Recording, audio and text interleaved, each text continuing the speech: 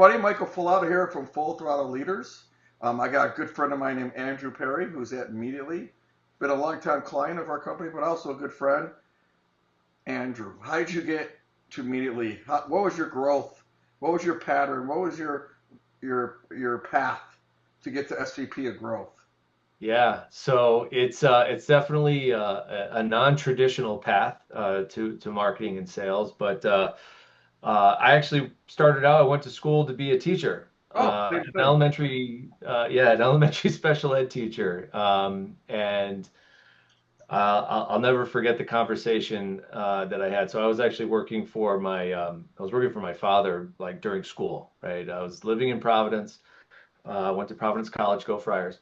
And I I I panicked. It was June after I graduated. I panicked and I said, "Hey, Dad, I don't I don't want to be a teacher." He goes, what are you talking about? You went to school to be a teacher. You went to Providence College, really good elementary special ed program." And I said, "I don't want to do it." He said, "Well, I said, 22-year-old me, can I come work for you?" He has a printing company in the Northeast here. And he goes, "You really want to work for me, working, doing marketing or sales or whatever I could find for you?" I said, "Sure, no problem." I said, "It's as long as it's not driving the van, I'll do." That's what I did during school. I'll do whatever. And he said, "You sure you want to work twice as hard and make less money?" And I was like, "Than a teacher?" "Okay, Dad, sure, no problem." Well, turns out he was right. I worked twice as hard and I made a lot less money. But what I did learn were some pretty interesting traits. My father was not he was not definitely a mentor and a baptism by fire kind of person in that way, which I really appreciated. Looking back now, I mean, he's nearing the end of his career. He's 83 years old, but certainly one where I into sales. I did the sales thing. I was cold calling. I was following up on leads. I was not successful at all in it. And I eventually went over to this thing called marketing and to run ads on this platform called Google Ads, doing search engine marketing for an agency that my dad wanted to not pay anymore. So I started doing Google Ads for the printing company, and I learned as much as I could. It was new, it was intriguing. I was building something, quite literally building ads and everything like that. And then I started to say, well, what if you know, one of the biggest things that my father taught me was the entrepreneurial spirit. Why don't we start selling this stuff, that we're doing here? And so, 6 years into working for my father, I basically said, all right, I'm done working for my father, and eventually went on to join that agency that I was tasked to replace. So The same. uh, same agency, yeah, same agency. And actually, that agency moved. At that point, they were starting to get out of kind of being everything for everybody, and paid search for this type of company and CRM implementation for that type of company. And they were really focused in on healthcare, and working with healthcare providers, specifically the hospital systems. And so they were building a CRM, but they were also keeping that legacy service of campaign services. And so when I joined, we were building this thing that ended up becoming campaign center, which were the campaign solution side of the CRM business. And long story short, that agency or that company, eVariant, eventually sold off to Health Grades, that sold off to WebMD, and is now a variation of the WebMD brand. So it was very cool to be a part of that. And then I found my way immediately, actually through a colleague of mine. We would attend the same conferences. We were obviously in the same geography. He was in Connecticut. I'm in Connecticut. And this agency that I knew of, right, just as frenemies and competitor in the space, we they were looking for someone in the media group, specifically this thing at the time called programmatic advertising, and it's still a thing, but this building this new solution, this new capability within the agency. So that's Would you when say immediately with would you say programmatic is the precursor to AI, or programmatic works with AI a lot? that's a good question. So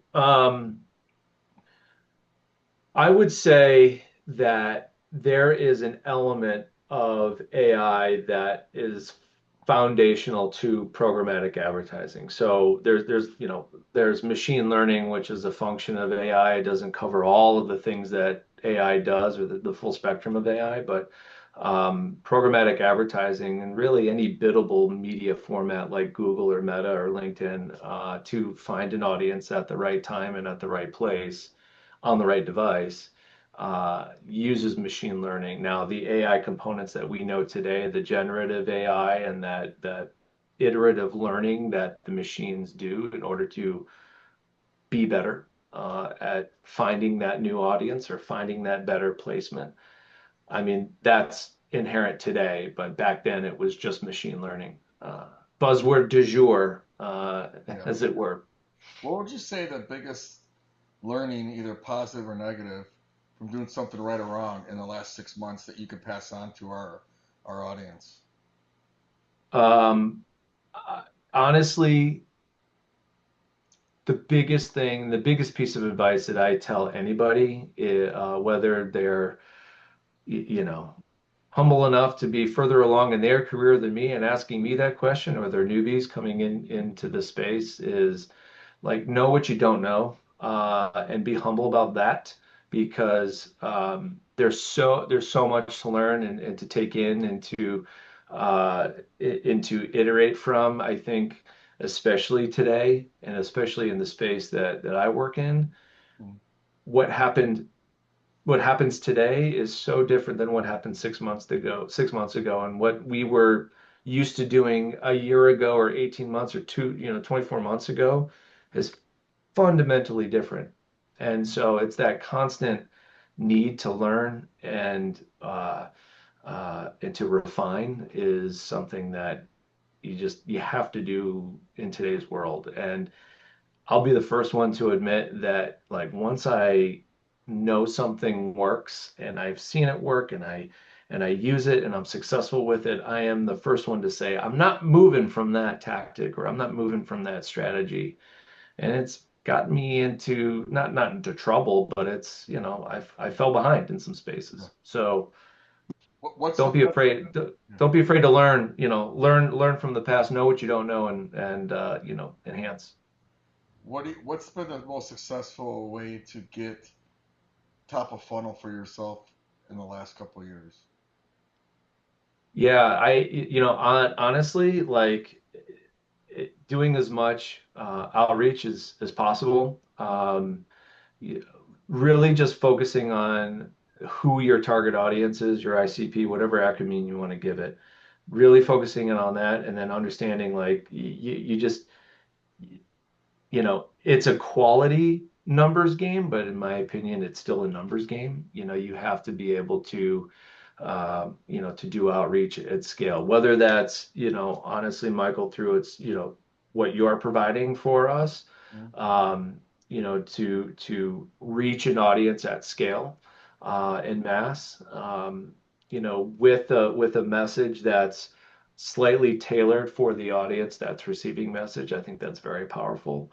Or it's paid media, or it's the email newsletter, or it's the blog article you write. You have to be able to produce that very quickly and at scale in order for it to be effective. Unfortunately, in today's world, where everyone is bombarded with millions of messages and marketing at any given day, week, month, uh, scale is important. Yeah, like we talked about before, is give before you ask, right? Yeah. Give to get. So that's Yeah. doing these things like roundtables and masterminds and podcasts. Yeah. That's what. That's something I'll be honest with you that took a long time for me to appreciate. I think Me as a too. business, Me too. I was like feature dump on people. yeah, And people were trying to teach me like 20 years ago. What is it? Don't put that you do this. What do you do yeah, for them? Like, what are you talking about? I know what I'm doing. I close yeah, millions of dollars. And they were right. They yeah, were just right really early because that's how we were yeah, taught. Like, how do we solve a problem we have with CRM? What does the CRM do? Or what does the advertising do? Because that's what matters to the buyer, not what you do. It's what do you do for them to keep their job, yeah, keep them happy, make them look successful, and be able to feed their family. That's the common things you got to think about when you're saying something. So yeah. what? How does it affect me? And I think, um, like, not to discredit the work that you've done or the work that I've done, I mean, we've been successful in what we've been able to do, like by not talking about them as much as we probably should have in the past. I mean, there is a buyer that wants features and benefits. They want to hear that, right? Right. But like when you're so commoditized, look, paid media, right? You could buy paid media from anyone. You could buy it from a single consultant, or you can buy it from a massive, you know, 10,000 person media agency. You have to differentiate, Yeah. and we've found it successful to talk about the client first, You have to solve their problem. you have to sell things the way people buy. If they buy features and functions, you should change your pitch to Right. what they like to buy. So Yeah. like my roundtable podcast, the pitch slap approach, whatever works for that particular client, Yeah. and that's why you A/B test it. But there's tools out there that are trying to get good at like how do people buy, what's their whole personality, what's their disc thing. It's like great, that's really great for the large big companies that can Right. just go really slow, but you gotta go really slow, get the elephants, go medium for the light enterprise mid market, and for the SMB you basically kind of just throw it out there, Right. because you can't spend three different discovery calls on something that doesn't really pay the It bills. So doesn't it doesn't work. yeah. Yeah. So Yeah. what's the biggest life lesson would you tell someone that's getting into paid media space today? Like you should Oh man. start. What can you tell them with your knowledge of being in the space for a little bit? Like do A, B, and C before you decide to go into the paid media um, industry. You know, there I don't know if I could pinpoint it to one thing, to be honest, because there's so much out there.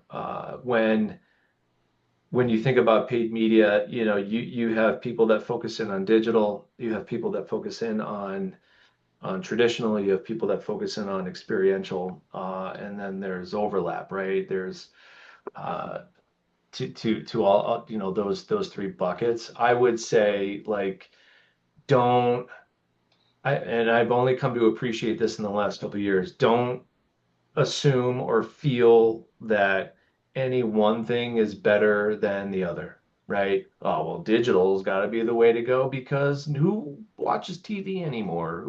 Who really pays attention to that billboard? Or experiential doesn't work because who's going to events, right? COVID, right?